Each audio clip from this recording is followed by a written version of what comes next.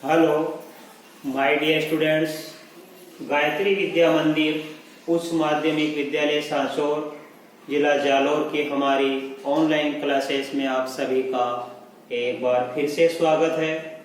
प्रिय विद्यार्थियों, आज हम कक्षा 9 विषय गणित अध्याय 10 व्रत प्रश्नावली 10.4 का क्वेश्चन नंबर 3 सवाल नंबर 3, 4, 5 और सीखेंगे। तो देखो बच्चों, क्वेश्चन नंबर 3 में क्या लिखा है। यदि वृत्त की दो समान जीवाएं वृत्त के अंदर प्रतिच्छेद करें तो सिद्ध कीजिए कि प्रतिच्छेद बिंदु को केंद्र से मिलाने वाली रेखा जीवाओं से बराबर कोण बनाती है। तो बच्चों देखो, हमारे पास ओ केंद्र का एक वृत्त दिया है। इसकी AB और CD दो समान माप की जीवाएं हैं जो कि परस्पर इस E बिंदु पर प्रतिच्छेद करती है। राइट। अब हमारा सवाल क्या है कि प्रतिच्छेद बिंदु को केंद्र से मिलाने वाली रेखा, यानी यह OE रेखा जीवाओं से बराबर कोण बनाती है, यानी इस जीवा और इस जीवा से बराबर कोण बनाती है। अर्थात NEO बराबर NEO, यानी यह कोण और यह कोण हमको बराबर लाना है बच्चों। ये दोनों कोण हमको बराबर सिद्ध करना है। यह प्रतिच्छेद बिंदु को केंद्र से मिलाने वाली रेखा OE हो गई। तो ये OE रेखा इस जीवा AB से तो कोण कौन सा बना रही है? ये बना रही है हमारे पास देखो NEO। और यही प्रतिच्छेद बिंदु, ध्यान देना, इस जीवा से कौन सा कोण बना रही है? यहाँ पे MEO। इनको हमको बराबर सिद्ध करना है। तो क्या लिखेंगे? सबसे पहला पॉइंट दिया है, क्या दिया है? एक वृत्त की दो समान जीवाएं AB बराबर CD है जो परस्पर बिंदु E पर प्रतिच्छेद करती है। ये आपको दिया है और सिद्ध करना है तो प्रश्न में से छांटना है। राइट, ये आपको समझ में आ गया। सिद्ध क्या करना है? प्रतिच्छेद बिंदु E को केंद्र से मिलाने वाली रेखा, तो कौन सी हो गई ये रेखा हमारे पास? OE। यह OE रेखा जीवाओं से बराबर कोण अंकित करती है, अर्थात कोण NEO बराबर कोण MEO होगा। ये हमको प्रूव करना है, ये हमको सिद्ध करना है बच्चों। तो दिया है और सिद्ध करना, हम प्रमेय में से ही छाट लेंगे। अब इसके लिए रचना करेंगे हम। केंद्र O से OM लंब AB पर डाला तथा OM लंब CD पर डाला। तो देखो बच्चों, इस AB पर OM लंब डाला और CD जीवा पर हमने OM लंब डाल दिया। राइट। इसके लिए हम उत्पत्ति लिखेंगे, प्रमाण देंगे हम बच्चों, जरा ध्यान से देना। यहां से देखो, चूंकि ON लंब किस पर है? AB पर, इसलिए ध्यान देना, यह ON लंब AB पर डाला तो कोण एक समकोण बन जाएगा। इसलिए कोण एक बराबर क्या बन जाएगा? 90 डिग्री। राइट, क्योंकि जीवा पर केंद्र से डाला गया लंब जीवा को समद्विभाजित करता है। अब देखो आगे, इसी प्रकार ये OM लंब किस पर डाला? CD पर, तथा OM लंब CD पर डाला। इसलिए क्या परिणाम होगा? यह OM लंब CD पर डाला तो ये कोण 2, इसलिए कोण 2 बराबर क्या बन जाएगा? 90 डिग्री। तो जैसे बच्चों हमने ये ON लंब AB पर डाला तो कोण एक समकोण बन गया। OM लंब हमने इस CD जीवा पर डाला तो कोण 2 भी क्या बन गया? 90 डिग्री। तो एक बराबर 90 डिग्री और कोण 2 बराबर 90 डिग्री। इसलिए हमको क्या परिणाम प्राप्त होगा? कोण 1 बराबर कोण 2 प्राप्त होगा। राइट। अब देखो बच्चों, इसी प्रकार आप जरा ध्यान से समझना। हम वापस लिखेंगे, क्योंकि जीवाएं AB बराबर क्या है? CD। बच्चों, ये जीवा AB और CD दोनों क्या है? समान माप की है। ये हमारे सवाल में दिया हुआ है। जीवाएं AB बराबर CD, ये कहां से है? हमारे सवाल में दिया है। और हम जानते हैं कि ध्यान देना, कि जीवाओं की इस केंद्र से दूरी, जब समान माप की जीवाएं हैं तो जीवाओं की केंद्र से दूरी भी क्या होगी, समान। तो चूंकि जीवाएं ए बी बराबर सी डी, इसलिए ध्यान देना समान जीवाओं की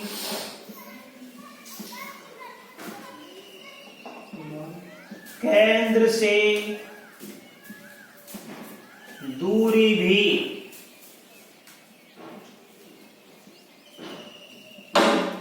समान होती है।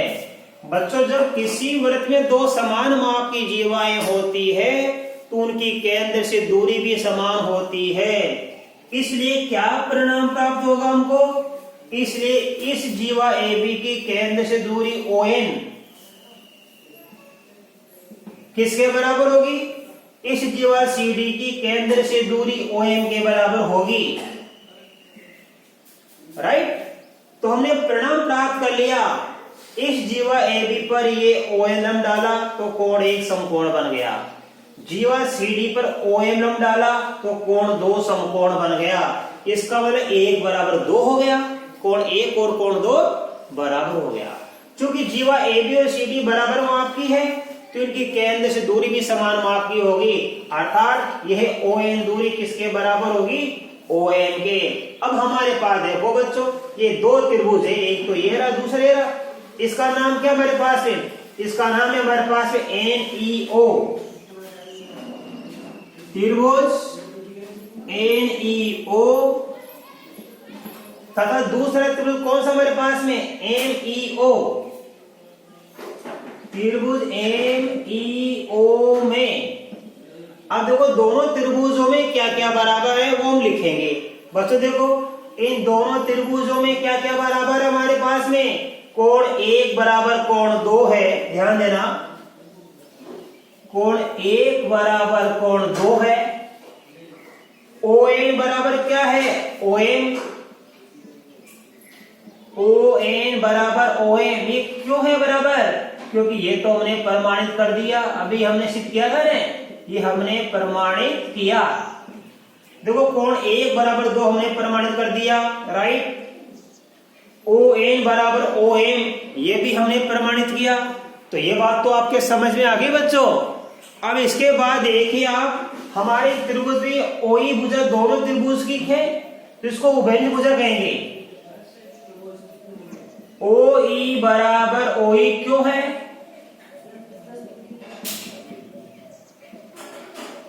उभयनिष्ठ भुजा है, इसलिए ये दोनों त्रिभुज NEO और MEO क्या हो जाएंगे, सर्वांग। इसलिए त्रिभुज NEO सर्वांग त्रिभुज होंगे MEO के, राइट। तो हमारे पास दोनों ही त्रिभुज क्या हो गए बच्चों, ये सर्वांग हो गए। क्यों हो गए, ये समकोण दिया हुए पे RHS नियम से,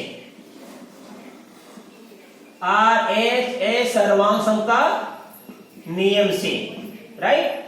हमने दोनों त्रिभुजों को क्या सिद्ध कर दिया, यहाँ पे त्रिभुज NEO तथा त्रिभुज MEO क्या हो गए, सर्वांग RHS नियम, यानी समकोण त्रिभुज के एक कर्ण और भुजा दूसरे समकोण त्रिभुज के एक कर्ण और एक भुजा के संगत बराबर हो तो त्रिभुज सर्वांग होते हैं।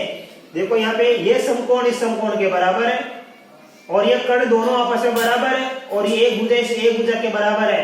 तो एक समकोण त्रिभुज का ये कर्ण और ये भुजा इस दूसरे समकोण त्रिभुज के इस कर्ण और एक भुजा के बराबर है, तो दोनों त्रिभुज क्या सिद्ध हो गए, सर्वांग सिद्ध हो गए। और चूंकि हम जानते हैं कि सर्वांग त्रिभुजों के संगत भाग बराबर होते हैं बच्चों, तो देखो ध्यान से हम आगे लिखेंगे। इसलिए संगत भाग कौन कौन से जो हमें सिद्ध करना है, इसलिए यह कोण इस कोण के बराबर होगा, अर्थात कोण NEO, इसलिए कोण NEO बराबर होगा कोण MEO। कैसे हुआ ये, by CPCT, corresponding part of conformance triangular, यानी सर्वांग त्रिभुज के संगत भाग बराबर होते हैं।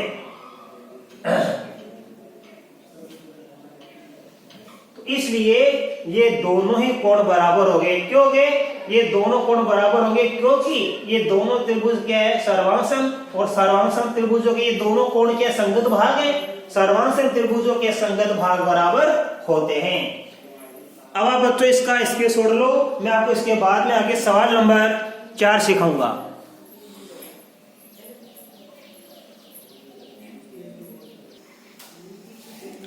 अब देखिए बच्चों क्वेश्चन नंबर 4, हमारा ओ केंद्र के दो सकेंद्रीय वृत्त है। देखो क्या दिया हुआ इसमें हमारे सवाल में दिया है, दो सकेंद्रीय वृत्त है जिनको एक रेखा ये परस्पर ये ए बी सी डी 4 बिंदुओं पर प्रतिच्छेद करती है। ठीक है, हमें सिद्ध करना है ये ए बी भाग सी डी के बराबर होगा। आई समझ में? ये हमें सिद्ध करना है। बड़ा ही सरल सवाल है, छोटा सा सवाल है। इसके लिए छोटी सी रचना करेंगे हम। इस केंद्र ओ से ये जो हमारी ये जीवा नहीं है, इस जीवा को हम डालेंगे। ये लो, हमने क्या किया यहाँ पे, ये ओई लंब डाल देंगे एडी पर। ओई लंब एडी पर डाला। अब जैसे बच्चों आपको बता रखी है पर में कि वृत्त की किसी भी एक जीवा पर वृत्त के केंद्र से डाला गया लंब जीवा को समद्विभाजित करता है, तो लिखेंगे क्योंकि वृत्त के केंद्र से जीवा पर डाला गया लंब जीवा को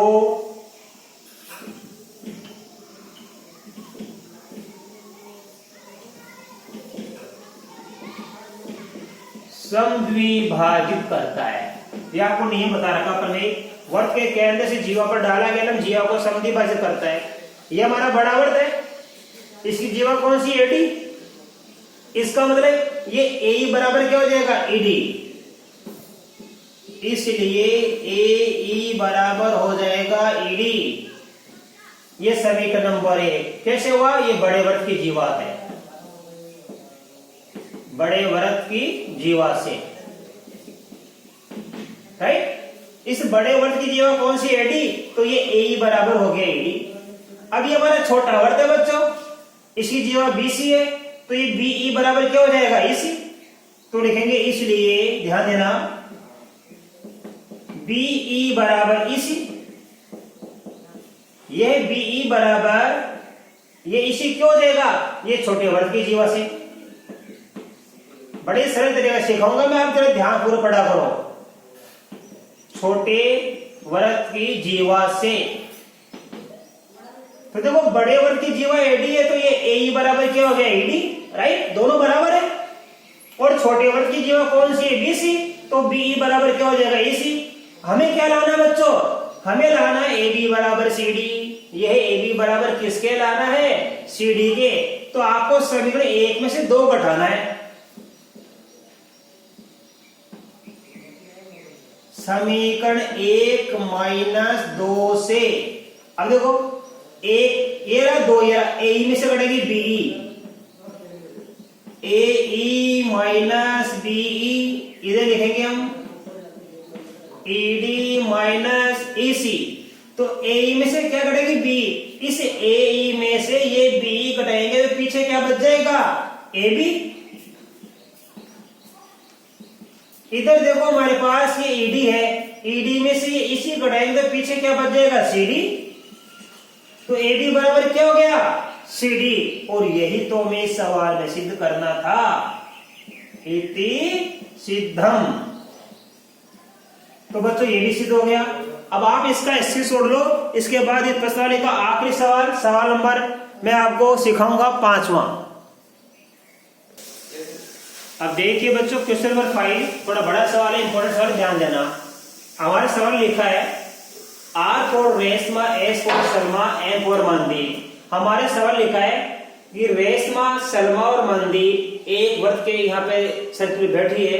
रेशमा एक गेंद फेंकती है सलमा के पास, सलमा गेंद फेंकती है मंदिर के पास और मंदिर गेंद फेंकती है रेशमा के पास। रेशमा और सलमा एक दूसरे से 6 मीटर की दूरी पर बैठे हैं। सलमा और मंदिर एक दूसरे से 6 मीटर की दूरी पर बैठे हैं। तो तो बताओ, ज्ञात कीजिए कि रेशमा और मंदीप के बीच की दूरी कितनी है, यानी ये RM का मान हमको ज्ञात करना है। और ये वर्त है, ये वर्त, इस वर्त की त्रिज्या हमारे सवाल में दी हुई है 5 मीटर। आए समझे? तो हमारा मुख्य सवाल यही है कि रेशमा और सलमान के बीच की दूरी 6 मीटर, संदीप ये सलमा और मंदीप के बीच की दूरी 6 मीटर, त्रिज्या ये OM कितनी है 5 मीटर, रेशमा और ये मंदीप के बीच की दूरी हमको ज्ञात करनी है बच्चों, राइट। अब इस सवाल में क्या कह, देखो ये दूरी 6 मीटर है, ये दूरी 6 मीटर है, ये हमारी क्या होगी, ये जीवा हो गई।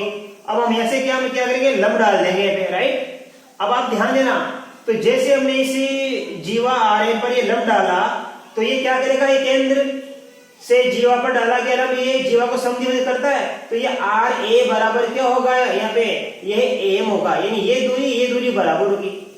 हमने क्या माना, यहां से ये OA बराबर x मान लिया, तो लिखेंगे माना, ध्यान देना, माना OA बराबर हमने क्या माना, x मीटर। और चूंकि ये OS क्या हमारी त्रिज्या है, ऐसे समझ में, इसलिए हमारे पास में ये AS, इसलिए AS कितना बच जाएगा, ये बच जाएगा हमारे पास है 5 माइनस x मीटर, ये बच गया 5 मीटर।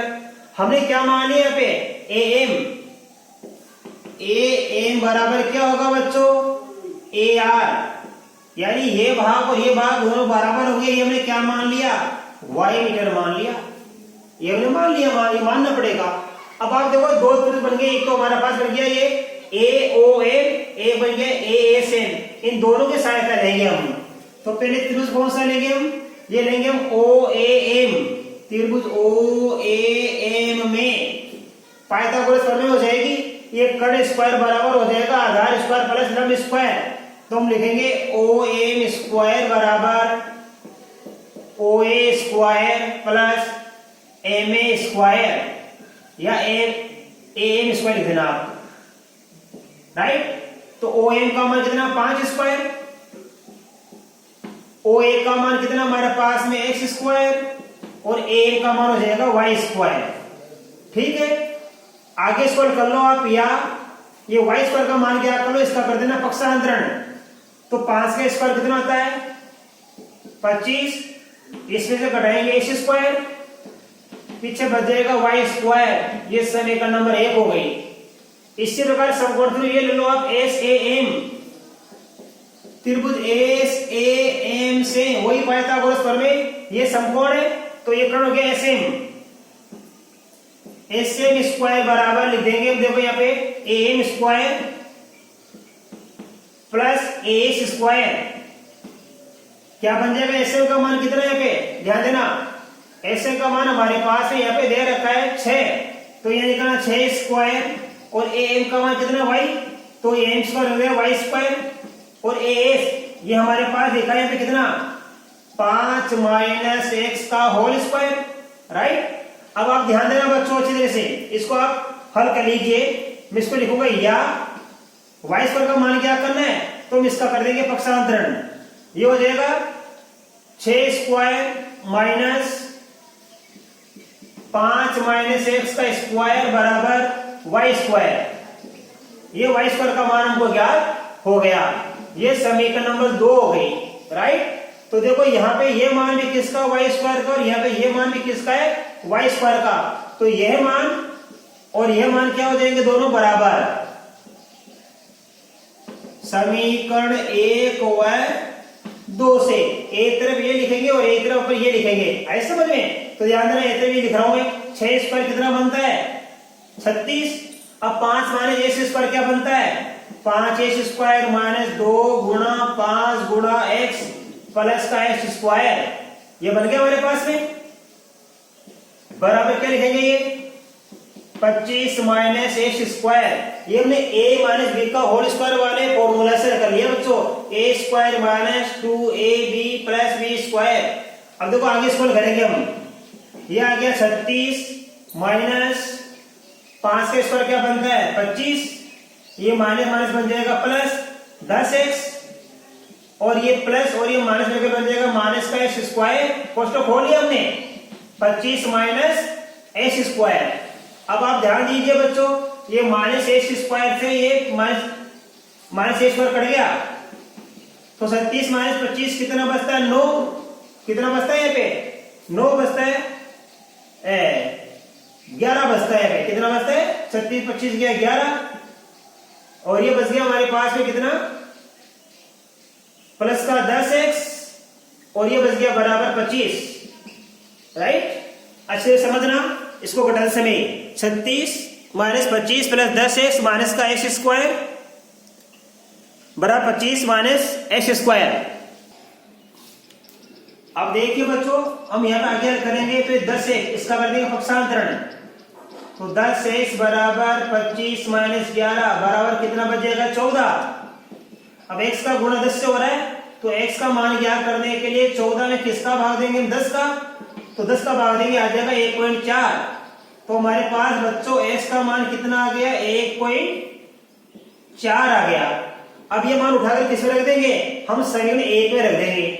तो लिखेंगे, बाकी सवाल मैं आपको यहां सिखा रहा हूं, x बराबर 1.4 समीकरण 1 में रखने पर, तो देखो यहाँ पे ये वाई स्क्वायर बराबर 25 माइनस एक्स स्क्वायर यानी 1.4 का स्क्वायर, तो ये 25 1.4 को 4 से गुणा करेंगे, 14 को 14 से गुणा करेंगे कितना आता है 196, 2 संख्या छोड़ के प्रोडक्ट लगा देना, बाकी करेंगे 25 से 1.96, तो ये बचेगा 23.04। अब दोनों का वर्गमूल लेंगे हम, तो देखो y बराबर आ जाएगा अंडर रूट 23.04, क्योंकि हम दोनों का वर्गमूल लेंगे, y स्क्वायर का वर्गमूल भी क्या करेंगे और 23.04 का वर्गमूल भी हम ज्ञात करेंगे। तो 23.04 का वर्गमूल क्या करेंगे अब, तो ये आएगा बच्चों हमारे पास 4.8, तो y बराबर आ गया 4.8 सेमी। तो इस y का मान आ गया, इसलिए rm, ये पूरा rm कैसे क्या करेंगे, ये हो जाएगा 2 इंटू वाई, तो 2 इंटू 4.8 बराबर कितना आएगा 98 9.6 सेमी। सेमी तो सेमी और मीटर है तो मीटर, राइट। तो हमें आरएम का मान क्या करना था, आरएम का मान आ गया कितना 9.6, तो आरएम बराबर आ गया 9.6 मीटर। इसका मतलब है रेशमा व मंदिर के बीच की दूरी ये आ गई 9.6 मीटर, राइट। अब आप बच्चों आपके प्रश्न कंप्लीट हो गई। मैं आशा कर सकता हूं आपको सारे सवाल अच्छे तरह समझ में आए होंगे। धन्यवाद।